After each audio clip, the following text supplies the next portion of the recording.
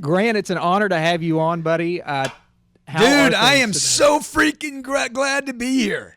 I am too, and man, I'm so excited about your new book. I've been following you obviously for a long time. I'm sure a lot of people tell you that, but started off with the 10x rule, and then you told me over on Twitter years ago that I needed to go check out If You're Not First, You're Last. So I saw that, I went and read that, and it was I don't know if it was better, but it was good as well.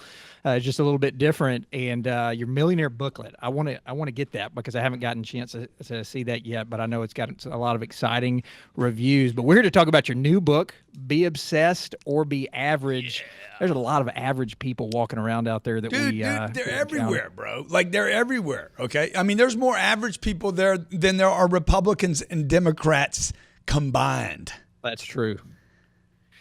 Tell me about you, man. You could have gone you've got a lot of stuff going on. You've got your speaking engagements. You've got all the stuff that you're doing on your different podcasts and TVs and different things that you're doing. Why at this time another book, and why about being obsessed? Well, number one, this book, this is a big release with Penguin Random, which is a major publishing house. And, oh man, it's kind of complicated, but it took 19 months to get this book out. All right. It didn't take that long for me to write it, but it took, this is really a story about my life and how I took my obsessions. Early on in my career, when I got in sales and I really became a sales leader and a thought leader in the sales space, which took about 15 years, I thought the whole selling thing was really like the thing, and then I started creating some content on closing, and then also on prospecting and building a customer base and awareness. And if you're not first, you're last. And then we did the 10X rule, which is about action. But if I look back on it, man, what was driving all that was this obsession, this desire, even from the age of 8, because people kept saying, dude, I want to hear about your story, man. Who are you? Where'd you come from? So I'm like, well, hey, that's kind of interesting. And I started looking at that. I'm like, when I was 8 years old, you do enough interviews and you actually, you get to meet yourself, man. And I was like, man, I've been thinking about getting rich since I was 8. I've been thinking about being famous since I was 7. I've been thinking about writing books since I was 6.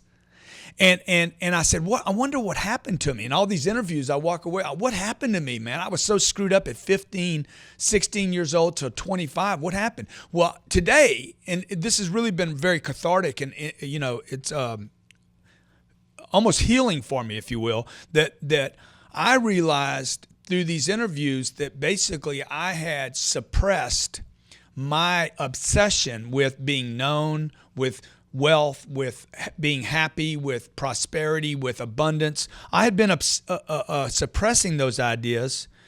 And when my life really started turning around was not when I quit abusing my life and myself and disrespecting myself. It's when I started saying, hey, I'm going to get obsessed about the things I want to do and the things that everybody around me is telling me that I can't do. So it really started with obsession. I mean, this year we've written, Jarrod, I've written the Millionaire booklet. It took 2 hours to write that book. 30 days later, it was published in 38 languages. Playbook to Millions. What else did we do this? Oh, Mastering Objections, a rebuttal book, and now Be Obsessed or Be Average. Okay, that's 5 programs in 1 year. And people are like, dude, how are you doing this book? Well, this book started over a year ago, and books are very, very difficult to release, but I'm hoping, my goal is to reach a lot of people out there that maybe you got a wife or a husband at home saying you do too much, or that you're a control freak, or the people that work for you, like you're a micromanager, okay? Or somebody's calling you ADD or ADHD or obsessive compulsive. If you're being labeled out there, my goal is this book will actually reach you and give you permission to continue to be who you are rather than be someone else, which is most likely average. And I know that you have a saying in this book, I think, and I don't want to misquote you here. I'll let you speak to it. But you say that the whole phrase of being balanced is more just a reality for all of us to go out and just be average and just totally go to work, go home every day. Why do you not buy into this whole balance talk that everybody's talking about? Do you know anybody that's great that's doing the balance thing that even talks about it? No, never met one. I've met many, many millionaires, many guys that are worth hundreds of millions, guys and gals, many people that are worth maybe a fewer number, maybe many's not the word, but a number of billionaires. I was on the phone with Mark Cuban the other day. I'm like, hey, Mark, tell me about the balance thing. Don't know anything about it, man. Never even think about it.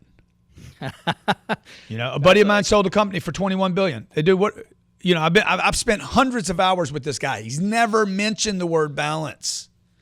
Now, let me throw a curveball your way, though. You may have some guys out there that I know big time people, right? You've got to have some guys out there that have been burnt out, stressed out, at their wits' end, and they had to get some balance or some whatever you want to call it in order to come back and be a champion at what they're doing. How would you speak to that if you've got some criticism? Hey, Jarrod, it's a great question. It's a great question. I wish I could see your face right now because I know a couple of guys right now. When I watch them on Snapchat, I'm like, that dude is burning up, bro. He's angry. He's tired, he looks beat up. It's like, it's not attractive. Now, what that tells me, by the way, it reminds me of when I was 35 years old, probably 35, 36, 37 years old. I had 2 companies. Dude, I was grinding so hard. And the reason I was burning was because I was really no longer on my purpose, okay? I was literally just on a grind. I was on a grind. And you hear these guys talk about the grind and the hustle. Look, it's not all about grind and hustle, okay? And I'm not talking about balance either. I'm talking about being in the zone. Like when you get obsessed with the expansion and the possibility, right? Elon Musk does not look worn out to me. Absolutely. And he's interested in colonizing Mars, bro. Right. You know what I'm saying? That's big. See, I think what happens is the individual gets trapped in this idea of production at one level, and that one level no longer energizes the individual. So, and I talked about this in the 10X rule. Man, there's got to be an explosion. At some point, this thing's got to go off, and it's got to go wide, as opposed to just up and down like pistons. I mean, look, the pistons they need all kind of, depending on how fast those pistons are going, they're going to need some kind of silicone lubricant or something. The way to go is go almost like a nuclear explosion goes wide. A fusion explosion goes wide. So it starts expanding the individual's think. So you're not doing the piston up and down activity. Now, that being said, what I mean is, and I talk about this in Be Obsessed or Be Average. See, a lot of people believe that you can only have one purpose. And I think that's what causes the burnout. And I know it did in me, is that I was told that I could only be good at one thing, man. It's impossible, I was told, to be a good father and a good husband and a good boss and run 5 businesses, okay? And make time for community and church and spirituality. I mean, even the Bible talks about this, man. I think the Bible says something about it's harder for a rich man to go through the eye of a needle than to make it into heaven. Right. Look, dude, I know poor people ain't got a chance of going to heaven, dude. Okay. That's right. I don't know about all this eye of the needle thing, but I'm just saying some of that stuff is like take off one day of the week because God did. Okay. Well, God did some magnificent things for 6 days. He went wide, dude. He did oceans. He did freaking ranches and prairies and animals and elephants and butterflies and sunsets and rainbows and planets and little fishies and sharks and microbobs and boobabobs and things that we haven't even discovered yet. Then the dude said, you know what? I think I'm going to take a day off now, man. Right. So what do you say to the guy? And I know guys out there, as I mentioned, that have been just grinding and creating massive success that do say, man, I'm at the end of it. I like Grant. I like his message, but I am so tired. I'm so burnt out. Now this dude's telling me to go because you need to go. What would you tell to You need to go wide now. You need to go wide, man. You're only hitting on one. You're burning up these cylinders, right? So like, you got 12 cylinders, man. You need to use them all. You don't have one purpose. You got to figure out how to dedicate time to your church and to your marriage and involve your kids. Like the vehicle's got all 12 cylinders working. It's not thinking individual things. Humans tend to think I can only be a businessman. I can't be a businessman and an artist. The artist thinks, I can't be an artist and have money. People get married. I get married. I need to dedicate my life to my wife or my husband, and now I can't have my dreams. Then they have kids. Okay, now I have to be a mother. I have to give up the idea that I can have a career. It's garbage, man. These are average ideas. This is what your mommy and daddy did and why their marriage didn't last. Well, maybe it did last. Maybe their marriage did last because they're like, oh, we can't get a divorce. We'll just hate each other for 40 years. So rather than, because the husband and the wife got married and they thought, okay, we're going to make each other happy. Ain't going to happen, man. The individual is happy when the individual is obsessed and contributing at a lot of different things in life, going wide again, like nuclear, like an explosion that goes north, south, east, west, and every direction, like a hurricane, goes wide, right? So I'm telling people, look, man, the reason you're getting burnt out is you're off purpose. No, I'm doing what I'm supposed to be doing. You're only doing one thing. You should be doing many things. And you can, by the way. And Which the goes things against that, what the a lot things of that are people wearing are- you out, Jarrod, are the things that no longer serve you.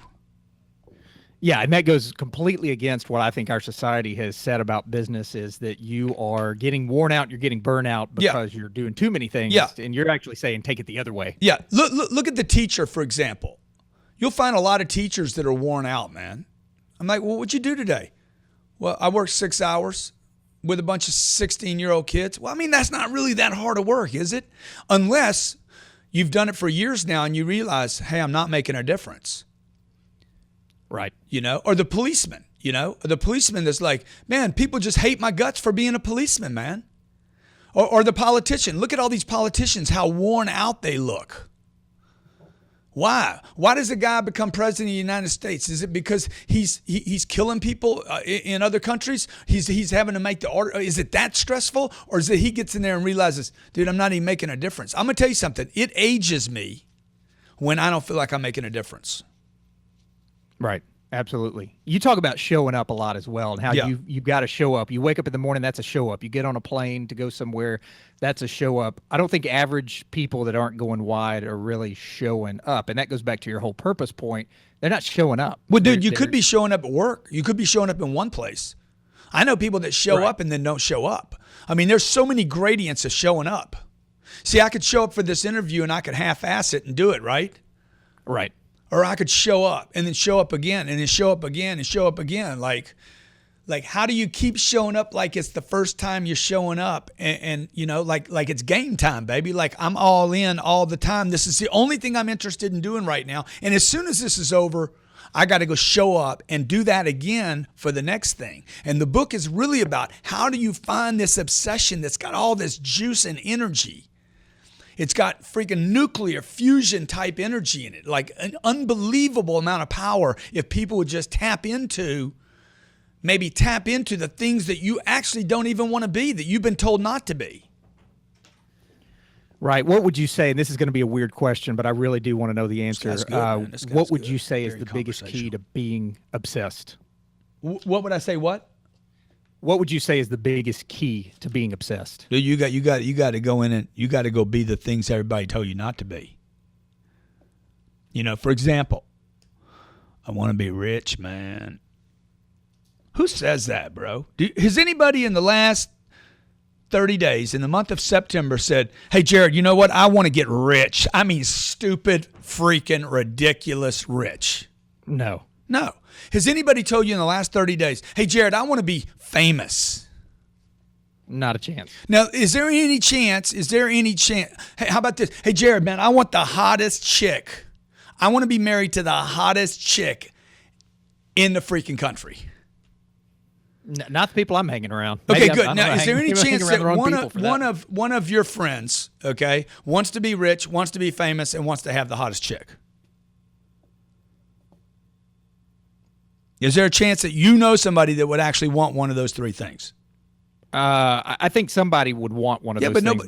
But nobody talks about it. You see, what happened, man? What happened that people gave up on their dreams and their fantasies and that we can't talk about it anymore? And what I think it is our society now is labeling anybody with a dream as defected, as as greedy, as ambitious, as overachievers, ADD, ADHD, compulsive disorders. Dude, it's all control freaks, hungry for celebrity, selfish, self-centered, you name it, man. Kardashian complexes. Like, hey, man, I want to be famous, man. Hell, I'd like to have my face on the side of a freaking bus. I'd like to be on billboards, right? I would like to be on park benches around the world. I would love to be #1 trending on Twitter day after day after day. So now some people are going to hear this and be like, yeah, I don't need all that. That's because the average thing got you. Well, or they've watched people do it the wrong way for so long, and they think the word obsessed is that taboo, or hey, we don't want to chase that. We don't. So it takes people's dreams and it takes what they want to do, and it takes them way down to a lower scale because they've seen people do it wrong. Yeah. If you look up the word obsessed in the dictionary, I actually talk about a preoccupation, unable to get away from an idea, typically one that is destructive. Dude, I'm not talking about the obsessed. I'm obsessed with a bad relationship. I'm talking about it being obsessed with the things that are survival and the things that represent prosperity and abundance and affluence and security for my family, right? That represents, see, happiness can't stay as like, it's got to ripple out. I mean, for happiness to continue, it's got to keep affecting other people. And so I know a lot of people that want to be happy, but they want to keep it to themselves. I just want to be happy. Bro, you don't even leave your house, okay? How can you be happy when you don't even leave your address? There's no adventure. Sooner or later, oh, but I'm fine at my house. I'm fine at my little house. Come on, your whole life? So there's a whole planet to expand into and have new adventures, new experiences, learn new things, new discoveries. And those are the things that I'm suggesting that people need to get obsessed with. And the only way to get obsessed with anything, man, is to own that you are obsessed with some bad things. Because everybody I've ever met, everybody from the least successful to the most successful, man, what's your addiction? What's your obsession? What's your compulsion? What's the dark thing you can't get rid of? Everybody's got them, man, whether they're little insecurities, fear of people, phobias, doubts, insecurities, drug addictions, alcoholism, pornography, you name it. Everybody's got something. They play basketball too much, John. Okay? They like to compete. They like to make people wrong. They like to let other people make them wrong. The list goes on and on, right? These are just, this is just proof, man, that you can be obsessed with water sports. Maybe you're obsessed with watching Tom Brady. You're obsessed with hating him, or you're obsessed with loving him. Sure. I mean, why would somebody buy a $90 Tom Brady jersey? And by the way, those people, they can't spend $90 at Whole Foods. Right. Because they're obsessed, right? With what? Some fantasy about some guy that is a superhero. Right. Right. You talk about also a small percentage of your lifetime. I've heard you say this a lot. Small percentage of your lifetime you actually get overpaid. I think that's why a lot of people don't become obsessed about things that could make a big difference in this life, because they're in it for the money. They're in it for the wrong reasons. They're trying to get paid on everything. And a very small percentage of our life, we will actually be overpaid for the things that we do. Yeah. Well, dude, you definitely been studying my material, if you get that, because I've said that. Most people don't get it, so congratulations to you. I didn't know this until I fully believe it. Yeah, I didn't know this until I was about 51, 52 years old. Most of your life, first of all, everybody will be underpaid. I wish they would have taught me this in college so I wouldn't have been so depressed when I was underpaid. Most of your life you will be underpaid, okay? The politicians raising minimum wage, you can raise it to $10, $12, $16, raise it. The truth is, median wage is the biggest problem. Most people are underpaid in America. In the richest country on the planet, most people are underpaid. At $25 an hour, you're underpaid. Very few people ever get to a position to be overpaid. You're going to be underpaid most of your life, and then if you're lucky, if you pay the price, if you do the right things, if you get obsessed with greatness, then one day you have a chance at being overpaid. And what I mean by that is you will actually get paid not to even work. I mean, people are going to pay you so much money, it's going to be like, this is just ridiculous. I cannot believe Kanye West is going to make $40 million this year on maybe 30 concerts that he used to do for free, man. Good. That'll help him maybe get out of some of his debt. No, it won't. No, it won't. No, it won't, because he's not producing enough. So you see, he's got to figure out how to go wide now. He can't just do concerts in Miami and then go, because sooner or later he runs out of juice. So he's got to figure out how to go wide the way Dre did. And you start producing and buying time. See, Dre was obsessed with not just making music, but being paid for other people's music, because Dre and Jay-Z were obsessed with freedom. They didn't want to be used by the man. And they realized, dude, I can't just sing and make money. I got to go wide. I have to become a businessman, not just be a business. Right. I'm going to throw it may not be hard for you. I'll throw a curveball your way on this one. How is this book dramatically different than anything else you've ever written? Because basically it's the underbelly of 10X. You know, really this book came out of 10X because people were like, man, if I 10X everything, and you've hit on it a couple of times, if I 10X everything, aren't I going to burn out? No, man, you got to get obsessed. Like, you got to get obsessed with why you want to go to the next level. And then once you get to that level, how do you get obsessed and interested to go to the next level above that? Why would a billionaire want to colonize the planet? Why does Bill Gates want to give $80 billion away and solve hunger and disease around the world? Why does Mark Zuckerberg want to give away $3 billion already and is already pledged to give all his money away? Why does Warren Buffett at 80 or 85 years old, however, why does he keep showing up, dude? What are these people tapped into? It's not just an idea about bigger, more. It's something internal, something spiritual, some energy, something you can't put your hands on that I've tapped into, and I get to keep kind of, it's fuel, man. It's like this spiritual food or fuel that is not tangible, that allows the individual to continue to create long after anybody thinks they should be able to. Talk to the guy out there right now that's been maybe following you for a while, or maybe not, just now, and he's going, I feel like I'm in a dead-end job and don't really know where to go. I've got a lot of excitement and ambition. My family life kind of stinks a little bit here.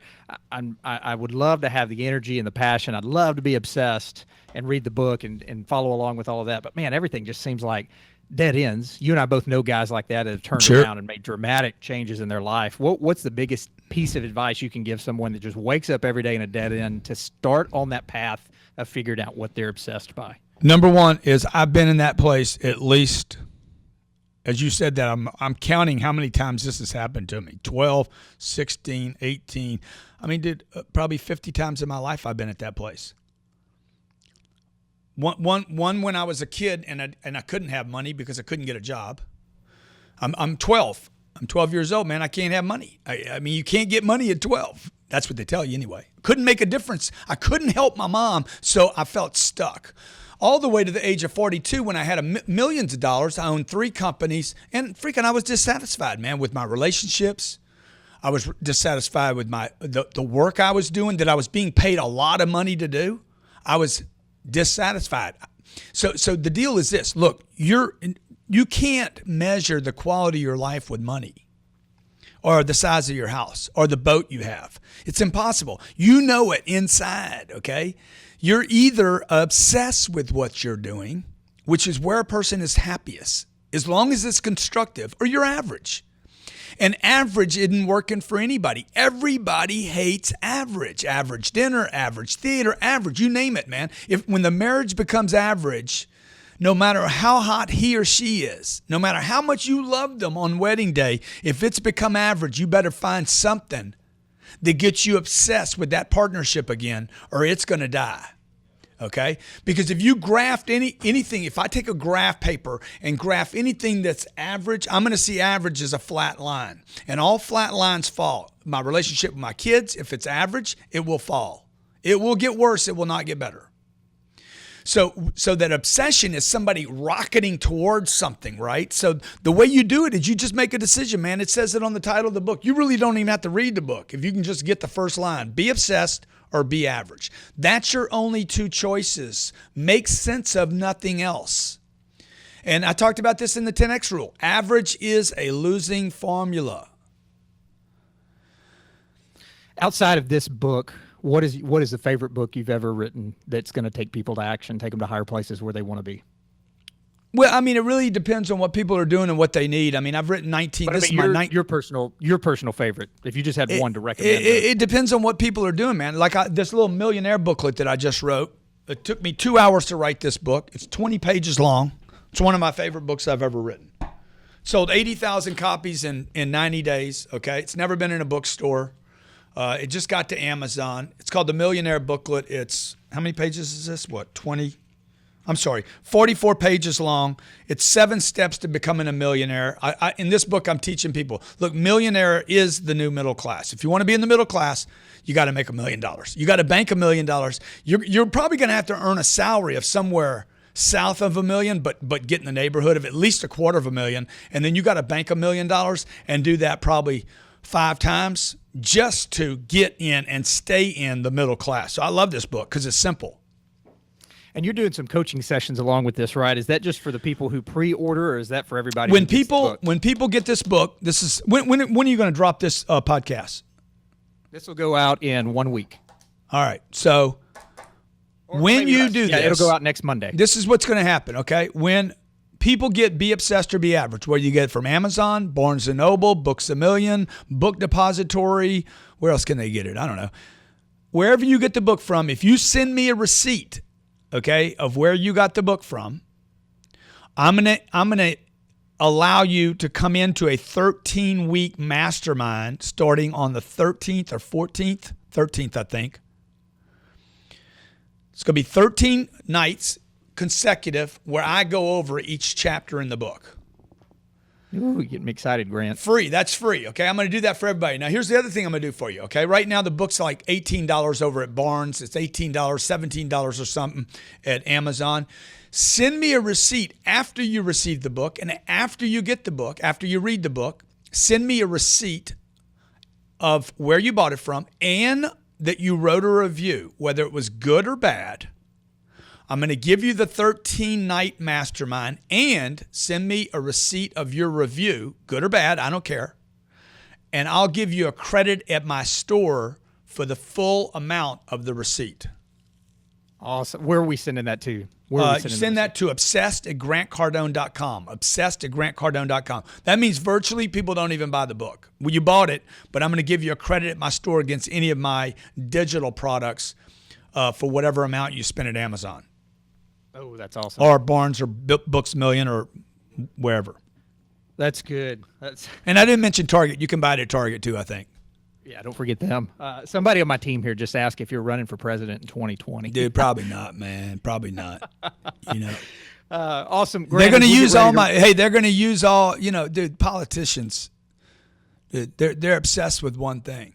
You know, freaking stealing everything they can from the people.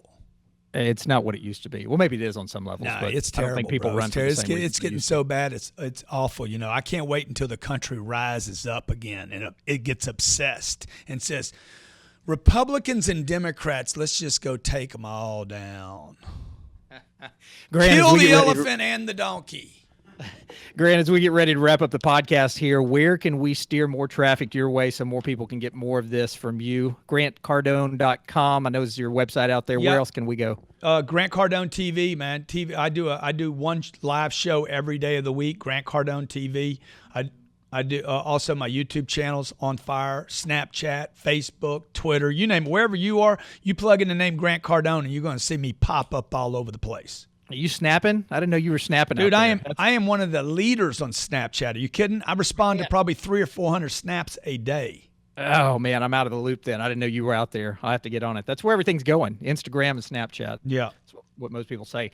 Grant Cardone, thanks so much for your time. We've enjoyed having you here on the Success 101 podcast. Everybody go out and get the book. I'll link everything in show notes. And we Jarrod, can I just say one other thing, man? Absolutely. Dude, you're awesome, bro. Hey, thanks, bud. Appreciate it. Okay.